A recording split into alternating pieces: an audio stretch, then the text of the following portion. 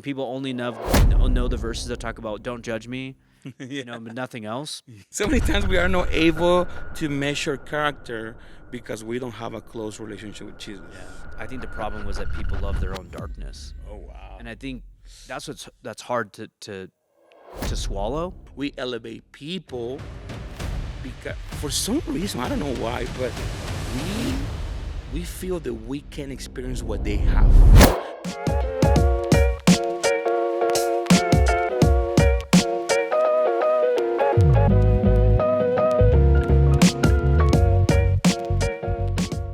Hey, welcome to Real Life Bible Conversations, where we slow down, we open the Word, and we talk about what it means for real life. I'm Pastor David, And this is Pastor Manny. and we are pumped to continue our talk and really walk through the book of John. Today, we're looking at chapter 1, looking at verses 6 through 18. And last week was a heavy one. We dove into the Trinity, right? We talked about the triune God. Looking at the text, in the beginning was the Word, and the Word was with God, and the Word was God. This week, I really think, and Manny, I know you'll tag into this, but this week's really John zooming in, Yeah. where I think if I could use this term, right, last week's like cosmic. It's this beyond us, beyond time, Yeah. all these things to now cosmic to close, and it gets personal. And I really love that we see in the first couple verses, 1 through 5, that there's this Jesus before time, and then as we look at verses 6 through 18, really you're starting to see Jesus in our space. Yeah. He's here now and in our midst, and I love that he changes this up. So it's, again, the Lord stepping into creation and stepping into this small town to show us who he is. And so I'm excited. I think let's just dive in, if that's cool, and read and chat through it, unless you have any thoughts out of the gate. I mean, there's a lot here. All right. Yeah. Let's do it. Okay, verse 6, John chapter 1, verse 6 says, God sent a man, John the Baptist, to tell about the light so that everyone might believe because of his testimony. John himself was not the light. He was simply a witness to tell about the light. The one who is the true light, who gives light to everyone, was coming into the world. He came into the very world he created, love this, but the world did not recognize him. How sad. He came to his own people, and they rejected him. But to all who believed him and accepted him, he gave the right to become children of God. They are reborn, not with a physical birth resulting from human passion or plan, but a birth that comes from God. I love that he brings this up, right? And we learn more about this in the later chapters. Verse 14, so the Word became human and made his home among us, or in other words, he became flesh. He was full of unfailing love and faithfulness, and we have seen his glory, the glory of the Father's one and only Son. John testified about him when he shouted to the crowds, this is the one I was talking about when I said, someone is coming after me who is far greater than I am, for he existed long before me. From his abundance we have all received one gracious blessing after another. For the law was given through Moses, but God's unfailing love and faithfulness came through Jesus Christ. No one has ever seen God, but the unique one, who is himself God, is near to the Father's heart. He has revealed God to us. So much in a short amount of verses. But I think let's dive in. Let's look at the first two if we can. Manny, God sent a man, John the Baptist, right? We see this story of John stepping into the scene, right? He's already been baptizing, doing all those things, but to tell about the light so that everyone might believe because of his life story, right? His testimony. I love how real this is to real life. Like, it's a call for us. Like, we have a story of our faith in Jesus, what he's done for us, and this is John's story.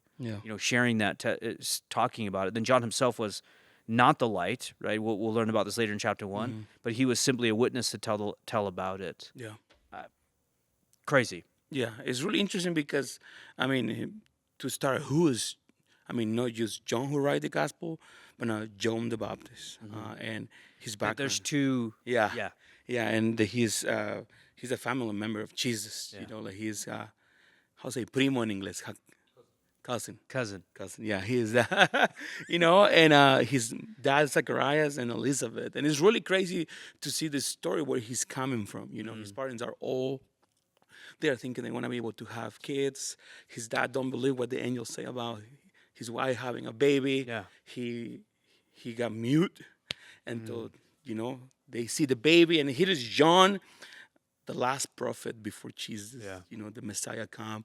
It's around 380 to 450, some people say 500 years without a prophet, Yeah. and to John the Baptist. It is not there was silence. I mean, he wasn't talking through a prophet, Sure. but he's still talking through the law. Yeah. And the law was there, and we know the purpose of the law, but I mean, he's still in talking to his people. Yeah. I mean, a lot of people say, oh yeah, it was 450 years of silence. Yes, but he's still talking to his people through the law that he gave them. Yeah. So, but I mean, no prophet between that time, 380, 500 years with no prophets. And this is John. And I don't know, when you read the Old Testament and you hear about prophets, you don't see too much about how they look. Yeah. But it's really interesting how, the Gospels, they mention how he looks. What he And looks he's like. a hippie, he's a guy who do yoga and things like that today, like no home, living in a van and traveling everywhere, no shoes all the time, sandals, so relaxed, shower monthly or weekly, and He probably smelled horrible. yeah, but this is the guy that the Lord is using, Yeah. And he says it is no other one like him. It's no greater prophet than this guy. Yeah. John the Baptist, and what he's going to give testimony of the light. And it's like you were saying, Pastor David, he is, sometimes we think a lot, the Lord can use us because we don't have a cool last name, we are not popular, we don't come, our background is not from church. Hey, look at this guy, Yeah. Nothing from that at all. Yeah. An incredible story of how he even came to be through his parents and that whole situation that we learn. And he's just there to share about Jesus, and really not take on anything himself. Where he's like, I'm not the light. I'm not him. I'm and not. There's another. And you brought up something that was interesting, right? Because you're saying like there was no prophets, but we hear from the Lord through the law, and it's so interesting. I know we're getting ahead of it, but I want to talk about it because you brought it up in 17. Verse 17 says, "For the law was given through Moses, but God's unfailing love and faithfulness came through Jesus Christ." That's so good. Right? We're talking about grace versus law. Yeah. And I love that John brings it up, but it's to your point, right? They knew the law. Yeah. God spoke through the law. And he's saying, look, I know that law came from Moses, but God's unfailing love, his faithfulness is going to come through Jesus. Yeah. And the separation there is huge. Yeah. Because in one verse, you're literally declaring relationship versus religion. Yeah. And it's easy to just kind of go over and keep going. Yeah. But he's speaking to something. Yeah. And it's really interesting too because the law was given to his people, to the Jewish nation. Yeah. And it was really specific used for them. And it's really interesting how other cultures who believe in that God, they was able to live when they believe in the God of Israel, but they live under the law, but they don't have any kind of commitment because they wasn't coming from the line of Abraham. Yeah. But I'm saying that because it was a beautiful value in the law. Like, yes, now this generation, under the new covenant, we understand that the law can save us. And in some way, the law become heavy on our shoulders. Yeah. But when you see the beauty and the reason why the law was given, it's like, man, he really take care of you. Yeah. He was taking care of his nation. Yeah. He was taking care of his people, of their hearts, of their minds. All the thing that they was living in rebellion. Yeah.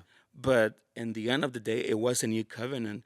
But the old covenant is still some beauty there, and it was a mirror of what's going to be Jesus coming into the era of grace.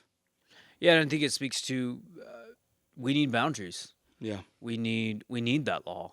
I mean, it's so different than what we deal with today in our world right now. We have laws for a reason. Yeah. And I think so many people, they look at this and they go, well, did he abolish the law? Like, do we not need to abide by that law? And it's like, no, the law exists for a reason. Yes. But obviously Jesus came for a reason to give us grace, forgiveness, and mercy, unconditional love. Yeah. Yeah, because according to salvation, for salvation, it was impossible to do it that way.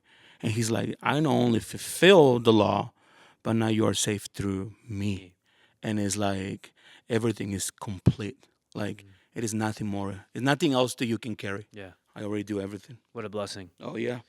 I want to think through just when he's saying there was a man sent from God, right? It's like God sent a man, John the Baptist, to tell about this light. And again, clearly John is saying, I'm not the light. It's Jesus. Mm-hmm. But to me, the question kind of stirs up is just why? Because by the time this gospel, again, you kind of mentioned timelines and these things were written, some people were still elevating John really highly, and I think it's Wow.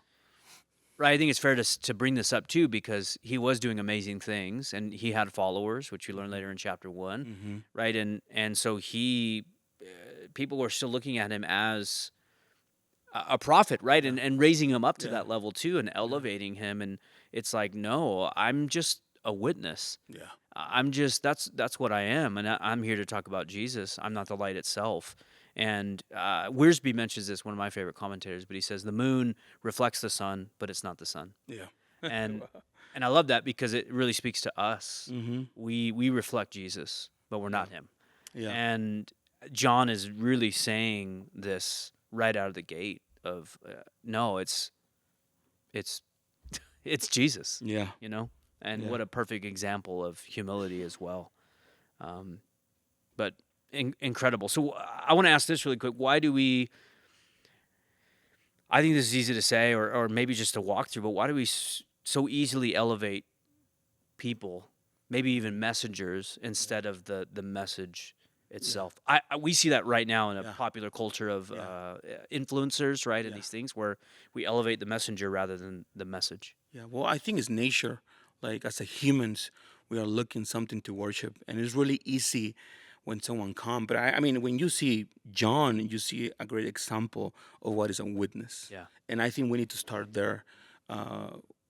His witness of what that means that he experienced, he saw, he was there, he breathed the same air, he was in the same waters with him. Yeah. He saw the first months of ministry. He knew him since he was a child. Yeah. So John is he was there in the main seat, Yeah. seeing Everything. everything. Yeah. And when it was time for Jesus to start his ministry, a couple months before or years when John the Baptist started his ministry and started proclaiming, preparing the place.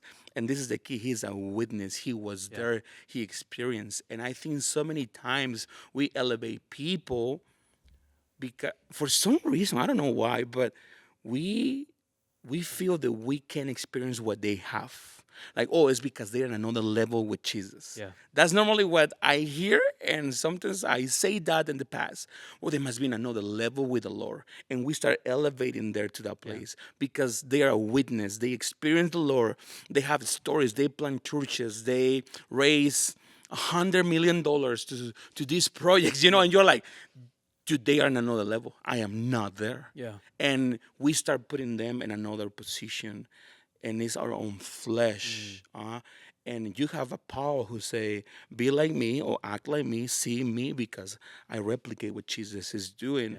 But the problem is that a lot of preachers or witnesses today, they don't have the heart, the power have of the John the Baptist have. Yeah. And I think it's our nature. We feel that we are never gonna be where they are, so I must put you in a higher place. Yeah. So you have that respect. And I mean it is beautiful when you have that respect. We need to have that respect. But the problem is when we replace God. Yeah. And it's a nightmare. Yeah. I have no thoughts because you said it clearly. No, it's good. It's true. I mean, we do have to fight our own flesh in that too. Yeah.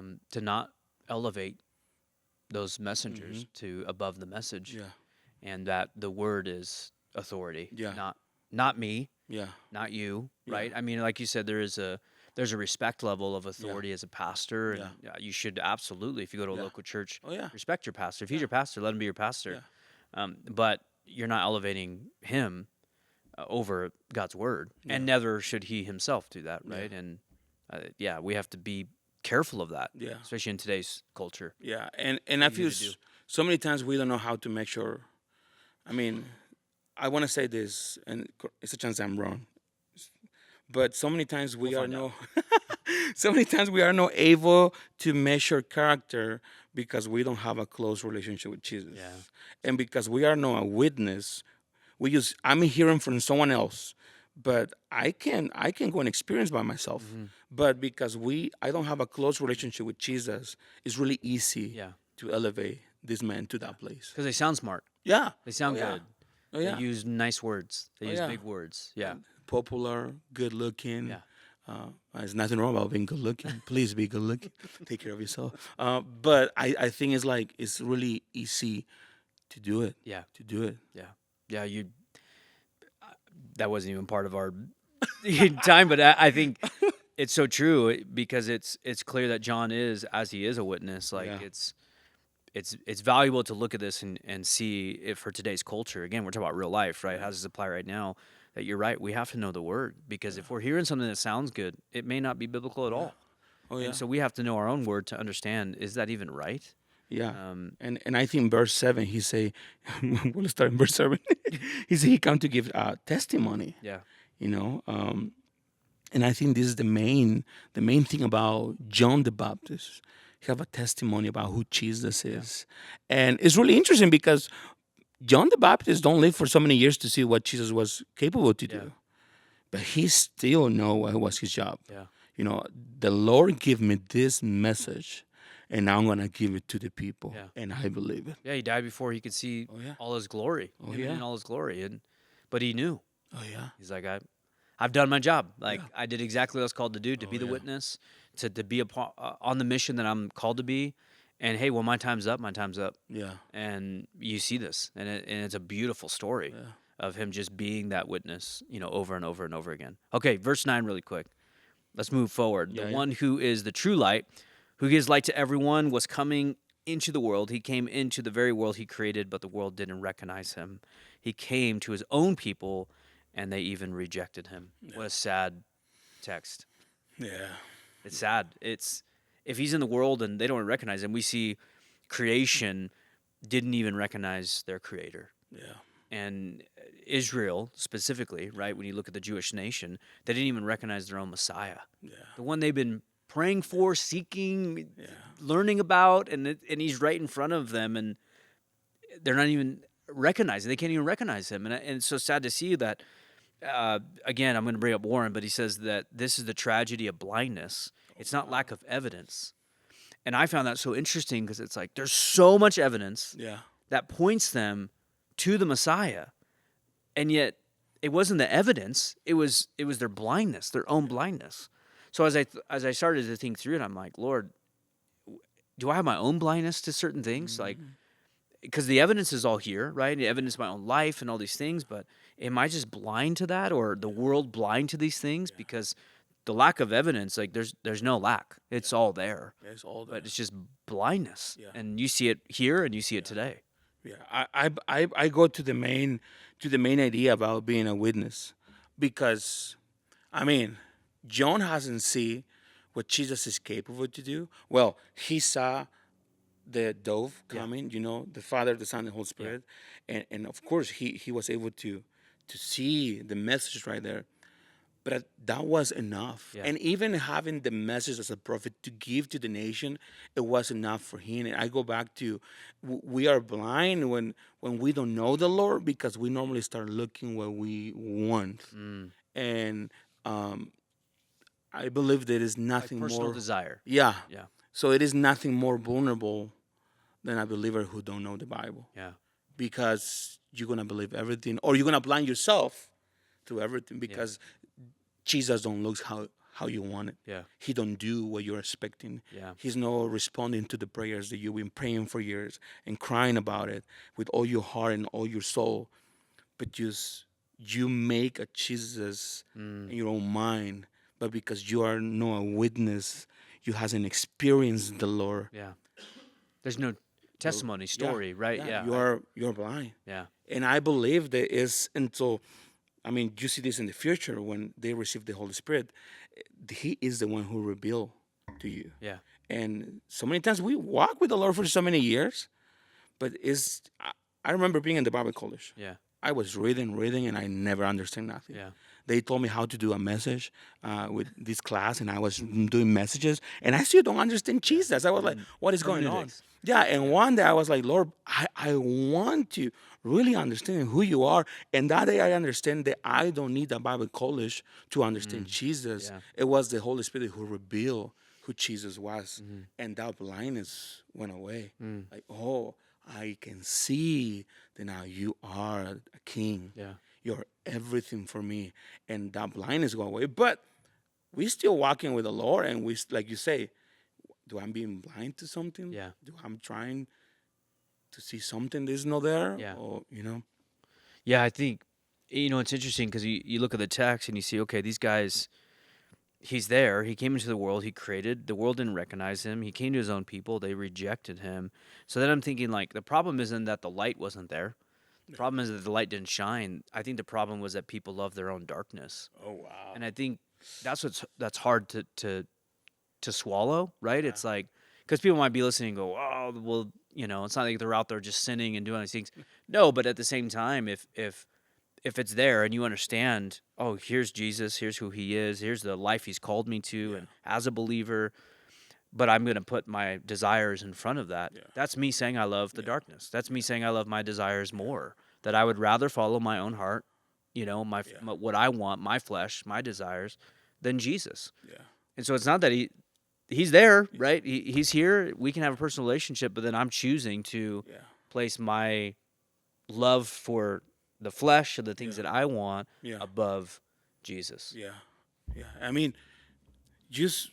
I'm not saying that they was kind of right. No, they was completely wrong. They killed the Son of God. Yeah. But for hundreds of years, since the beginning with Abraham, they experienced a God who was a God of war, who is taking nation over nation. Later, they get captured by the Egyptians, from all these people, Greeks, Romans, Babylonians, Syrians, and always is fighting. They take the promised land. They go and they take the land. So, for 150 years, the Messiah is going to come. So we are expecting this a God of war. Yeah. So Rome, we're going to take you down. Because we already seen this in the past. We took the promised land in that way. And so they are thinking in this way. We want to take back what is us, what belongs to us, because we have a God of war. Yeah. And it's like, no. Yes, we have a God who's justice and is perfect. Yeah. And you don't want to be in front of God in that way without Jesus. Absolutely. But this is the thing. His kingdom was different. Yeah. It was the opposite of what they was expecting for. So they are waiting that the Messiah is going to come and break down this nation, and it was completely different. Yeah. I'm not trying to take what is here because this belongs to the enemy. Yeah. He's the prince of this world. Yeah. But my kingdom is going to be established in your heart, and it's going to renew your mind. And I was like, whoa. The lens changes. Yeah, I can understand because, in this aspect, that they live under the law, waiting for this. And Jesus comes like, surprise. Yeah. It's going to look different. Than you ever thought. Yeah. You never expect this in this way. And I was like, well, this is not my Messiah. My Messiah looks different. And again, why? Because they was expecting a different God. Yeah. They make a God in their own mind. Yeah. Their own mind. Yeah. It's interesting because as the text brings us up, and then you see verse 12, right? And that's that kind of choice that we brought up when we first started talking a couple episodes back, where you're saying, I kind of laid out the idea of I think it's a book of decision and choice. Yeah. But you see that change in verse 12, where it's like, okay, these people rejected him. And then verse 12 is, but to all who believed him and accepted him, he gave the right to become children of God. Yeah. So now there's that decision moment that starts to shift. Yeah. That belief is not necessarily intellectual agreement. It's that personal reception. It's that personal invitation now. Yeah. It's like, no, I see it, right? For those that struggled, because we know that many did come to faith. Oh, yeah. Right? Yeah, but at the same time, many struggled to go, I don't know. I thought he's supposed to come with sword and, and like you said, God of war, and we're going to take over Rome, and we're just going to defeat all of our enemies. Yeah. that's somewhere like I thought that's what it looked like, and the struggle that's there of that was my thought, and that's the intellectual agreement, right? That's what I think I'm supposed to see, but I don't. I know. And as we see with John, displaying who Jesus is and trying to help even them understand the Logos and all these things, he's saying, no, it's personal. Like, it's so different than what you think. And like you said, it's here. It's scary. And I think that's where I'm glad you bring it up, where it's like, it is hard to see that, and put myself in their shoes. Yeah. Like, what would I have done? Yeah. Yeah. Say yes or Yeah. go, no, I want a God of war. Yeah. And not only that, it was a lot of corruption. Yeah. So it's just like it's sad. It's just like another nation today. It's just a lot of corruption that I can expose what we have, because if not, the people's gonna kill us and they are gonna crucify us. So we must have a God who looks like this. Yeah. Because the corruption that we have internally with the Roman. Yeah. Yeah, it's good. Then he goes on, obviously in verse 13, this idea of being reborn, right? They're reborn not with a physical birth resulting from human passion or plan, but a birth that comes from God. So the Word became human, flesh, made his home among us. He was full of unfailing love and faithfulness, and we have seen his glory, the glory of the Father's one and only Son. And I love that, again, we get this idea of like, wait, reborn, but it's not physical birth. It's not, it's a birth that only comes from the Lord. Yeah. And obviously that language is brought up in John chapter 3, right, when there's a conversation. We won't go too far. But it's not about, I think here you see it's not about family lineage. It's not about religious tradition. It's not about effort. Yeah. It's really that divine regeneration that we have with Jesus when we say yes, that rebirth, right? Yeah. Being born again. Yeah. And the interesting thing that I think it brings up right away is like, yes, it's a statement, right? He's saying, look, they're reborn, not physical birth, all these things, but it really is a question. Yeah. Have you received him? Yeah.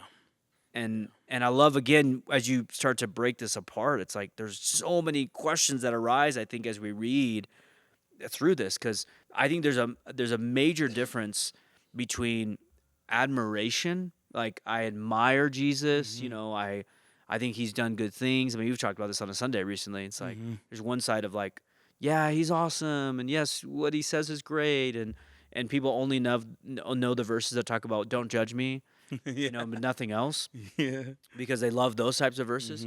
But it's really adoption. Yeah. And being adopted into the family of God. No, I don't just, it's not just about admiration or just admiring. It's like, no, I'm actually going to accept. Yeah. I mean, No, go ahead. Oh, sorry. No, you can go. I'm going to find the verse. Yeah, it's now, it's not just do I respect him. It's, no, have you received him? Have you actually allowed him to change your life? And that's what this is saying. Like, no, you need to be reborn. There's something different here, and it only comes from God. Yeah. And then going on again, so then what happens? Well, the Word becomes flesh, makes his home among us, and we have seen his glory. Yeah. And then John testifies about that. Yeah.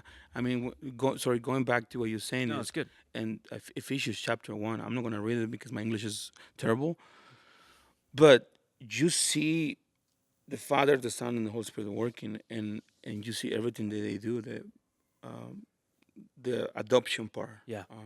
That we wasn't like that people coming from Abraham, yes, but what Jesus do when they are talking to about circumcision, he says it's in the heart, it's internal.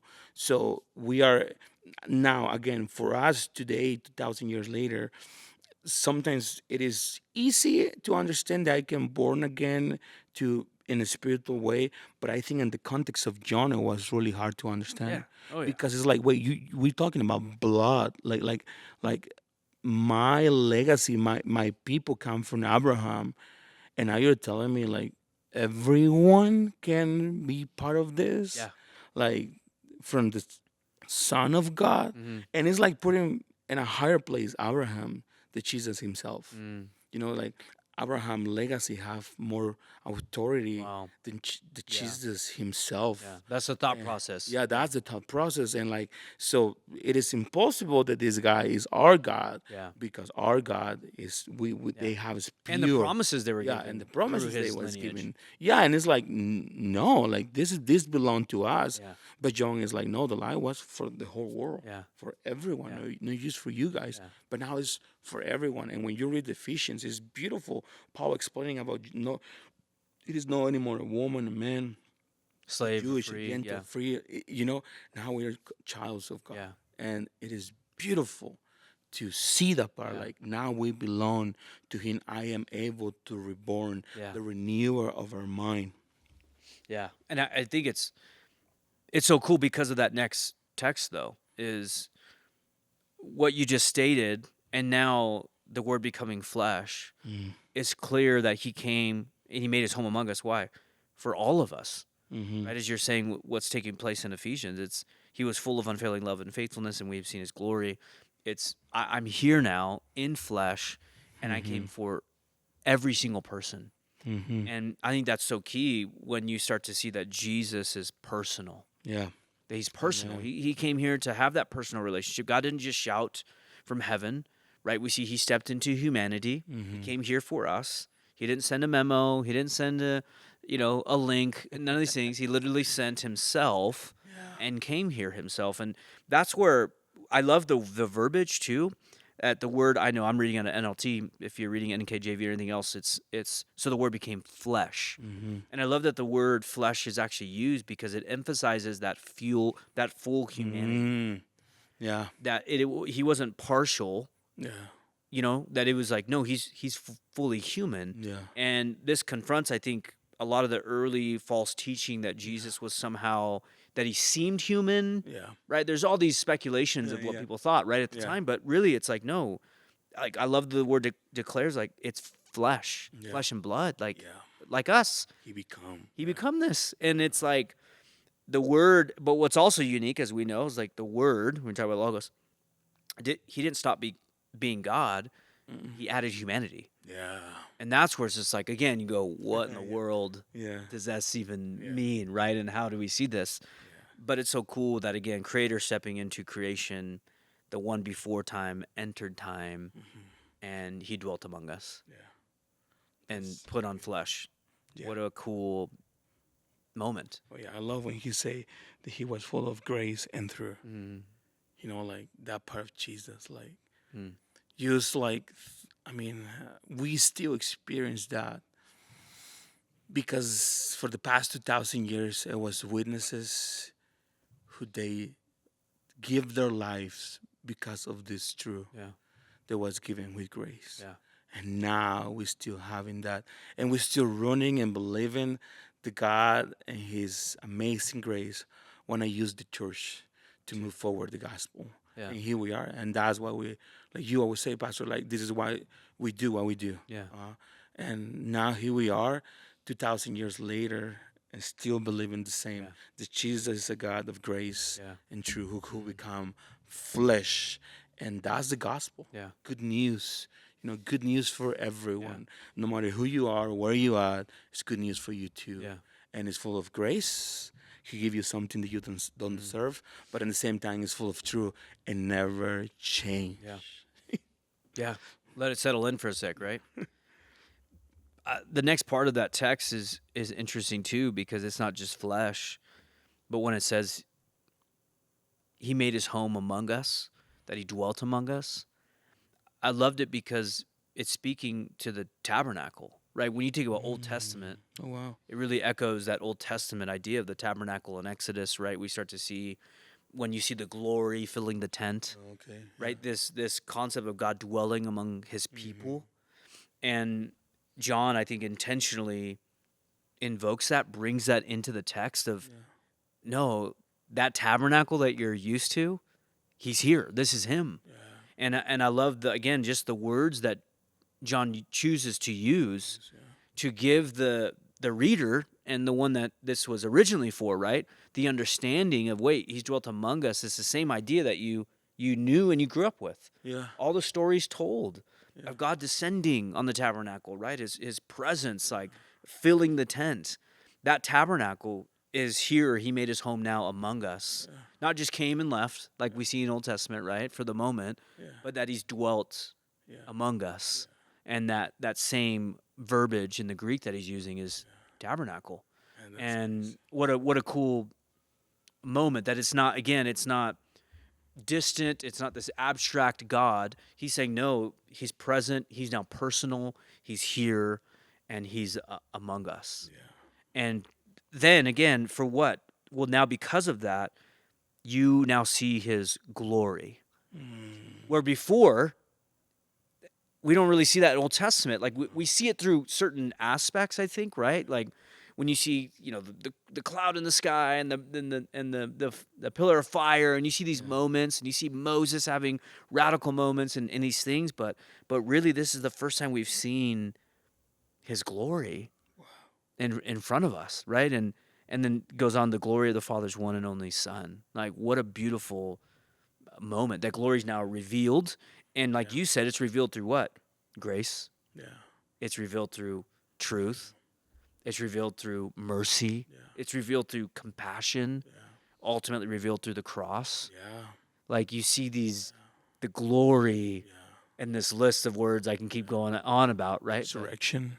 Yeah, all of it. Yeah. And again, like he lays it out for us in a simple verse that all these things are brought in, and not just, going back to Moses or these moments, it's not just these abstract moments we see, I think, in Old Testament. Now he's here. He's here. And we can see him. Yeah. And it's like, wow, that's but again, to the people, it's like, man. And then continue if we can, unless you have a thought. No. It's amazing. He goes, okay, now John testifies, right? When he shouted to the crowds, this is the one I was talking about, when I said, someone is coming after me, that who's greater than I am, for he existed long before me. From his abundance, we all have received one gracious blessing after another. And again, speak to the grace, the blessings we've received through Jesus, but then he says, for the law was given through Moses, but God's unfailing love and faithfulness came through Jesus. Like you mentioned earlier, the law reveals sin. Yeah. Jesus reveals God. Yeah. And the importance of that clarification, too. That it's there. The law is there for a reason. It exposes us. Yeah. We need it. Yeah. We need the exposure. Yeah. But now we see Jesus stepping in, talking about the law, right, as well. He brings it up. Yeah. But stating that it's God's unfailing love and faithfulness came through Jesus, not the law. Yeah. And what a concept they had to start to wrestle with. Oh, yeah. I mean, no, in those days, no grace. Yeah. I don't think so. I don't know how they think about grace in those days. Yeah. Because it was, like you said, living under this law. And it's, like you say, the law exposed our sin. And I love how John said it, and but grace and truth come through Jesus. Yeah. Like, it is not amazing. Like, you're expecting the God himself. I mean, he have the power. And he's going to do it when he come back for his people at Judgment Day. But this is the beauty of the heart of the Father, that he sent us grace and truth through Jesus. Yeah. It's like you guys don't understand. Like, I want to save you. Yeah. I want you, like you say, I want you to make me personal. Yeah. You experience who am I, who I am, sorry. Yeah. That you become a witness, for them, that you saw who I am, that you eat and drink and walk and with me. Yeah.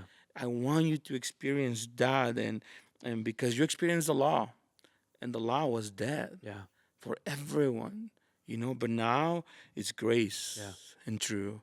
Yeah, it's a chance that your sins are exposed and you're ashamed, but here's grace. Yeah.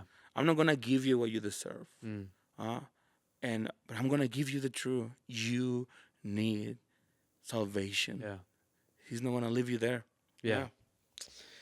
I think it really goes into, as we wrap up, it goes into this last part that no one has ever seen God, but the unique one who is himself God, is near to the Father's heart, but he has revealed God to us. Yeah. And as you're saying, I mean, you just end cap that. I mean, it's like he's revealing himself, and he's saying, I want to give you grace. I want to save you. I want you to have a relationship. And it's through Jesus. Yeah, it's not crazy that John start with this huge information, really hard to process. The who Jesus is, God Himself, a triangle God, the Father, the Son, and the Holy Spirit. And usually, wait, what? And He, the one who create everything. The power to create everything from nothing. The one who is able to give you eternal, not just life, but eternal, the fount of life. And let He bring it, but He come full of, He is the representation of the Father. Grace and truth. It's not amazing. Like this like amazing God that you are not able to understand in your mind, but He is full of grace and truth, ready to save you. Like you say, like this, I'm not able to understand this thing in my head. But He want to be personal. Like, let's be personal. The Logos, the Word of God Himself, God Himself. Let's be personal. It's just insane to me. It's true. And that's where I think you go back a little bit and you see that John tries to make that clear that, okay, he was in the world didn't recognize Him. He came to His own people, they rejected Him. And then he goes on, but to then those that receive Him, it's like, again, that choice idea. But again, speaking to what you're saying, it's like God came, it's personal now. We can have a relationship with Jesus. It's on a personal level. And it's that choice of whether or not I'm going to say yes to Him or not. And that's the question for everyone. Is, do you say yes or no? And it being a choice again. Are you going to say yes to the creator of the world coming into His creation and wanting a relationship with you? And again, us being the witness of that, being able to have that personal dialogue with the Lord, personal transformation story, personal testimony, personal story of how God has changed our life. And then we become a witness of what He has done. That's what He's calling us to. And we can replicate John's life as well, that we want to be witness of Jesus and what He's done. And so I hope for people listening, the question is like, then is He personal to you? Because He came here to be personal. But the question is He personal to us? And do we know Him, actually know Him, not know of Him, but we actually know Him and we have a personal relationship with Him? Beautiful. It's amazing. Well, thanks for joining episode 3, just jumping into John. We're excited. We continue the book of John next week. Going through the remainder of the chapter together. But our hope is that you would take this, learn, dive in deep. And again, as we even mentioned, don't just go by our word. Jump into the Word of God. Learn, understand, and allow Him to speak through you, allow Him to speak to you. And we promise, if you literally have a real relationship with Jesus, there will be massive change in your life. So, hey, like and subscribe, share it in any area that you're watching this or listening to it, and we can't wait to see you next week. See you next week.